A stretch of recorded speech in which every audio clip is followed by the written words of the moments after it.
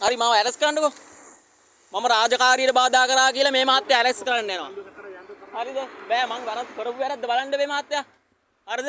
මං අතනින් ඕවර්ටේක් කරේ මෙතන තියෙන කඩේට විතරයි. ඔබතුමා කොහොමද කියන්නේ මං ඇරස් කරන්නේ කොහොමද?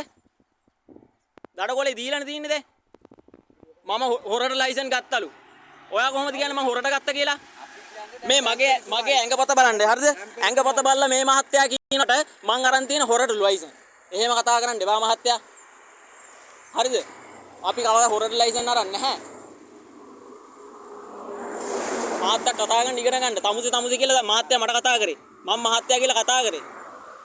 අපි වගේ ඩ්‍රයිවර්ලට අර වගේ වාහනයක් කෙලවන්න දෙන්න එපා කියලා අපේ කම්පැනිට කතා කරා. එහෙම කතා කරන්න එපා දෙයියනේ. හරිද? එහෙම කරන්න එපා. අසාධාරණ වෙන්න එපා. මේ මිනිස්සයා හොඳයි ඇත්තටම. මාත් එහෙම කරන්න එපා. තිරිසන් වැඩ කරන්න එපා.